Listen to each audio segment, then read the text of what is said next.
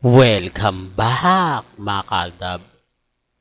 Ito na naman po ang inyong lingkod, si Mr. Destiny. At syempre magbibigay po tayo ng pinakamainit na update po ngayon sa social media. Ito yung pinaka-latest trending na naman po na pinag-uusapan at pinagpepiestahan. Marami pong komento na nakakakilig daw.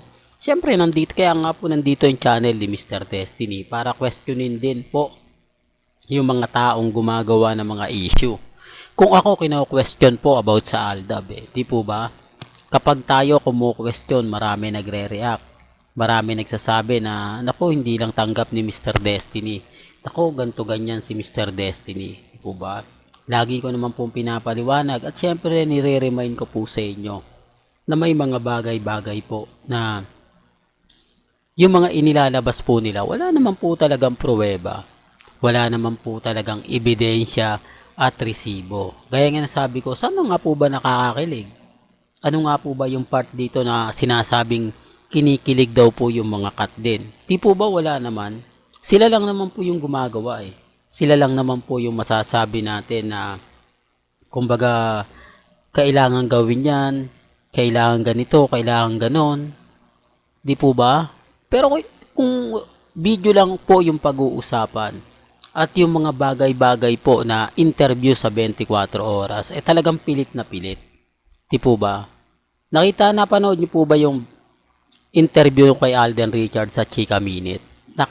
Narinig ko na naman po ang salitang private life. Nakakatuwa, no? Na kahit po iba yung pagkakataon o iba yung mga gusto natin malaman, alam nyo na, sabi ko nga po sa inyo dito po sa channel ni Mr. Destiny, lahat po ng mga gusto nyo pong mapanood, mapakinggan, relax lang po kayo, maging kalmado at maging kampante. Pero bago nga po natin ituloy itong magandang update na to, kung bago ka lang sa channel na to, at isa kang true-blooded Aldab Nation na nagmamahal kina Mengay at Isoy, tama po ang channel na pinuntahan mo, kaya consider na po kitang bagong subscriber. At huwag mong kalimutang i-share ang mga video po natin sa mga mami, sa mga titas, at sa mga senior. Kaya nga po ako nagbibigay ng mga ganitong kaganapan sa mga Aldab para wag po kayong magtampo, para hindi po kayo magalit kay Richard Polkerson. Kasi wala naman pong pinapakitang masama si Alden. Sabi nga po niya sa interview, private na lang. Di po ba? Yun ang magandang sagot. Di po ba? Private life na naman kay Alden Richards na talagang kumbaga ikaw dapat sasabihin mo ng ganito ganyan, di po ba? Sasabihin mo maganda si Catherine, talagang walang lalaki na hindi mahuhulog sa kanya. O, di po ba?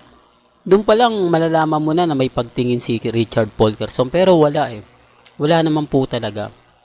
Ramdam naman po natin yan Ang problema lang po maraming bitter. Ang problema lang po yung mga taong nasa paligid nga po ni Alden Richards na sinasabi mga cut din.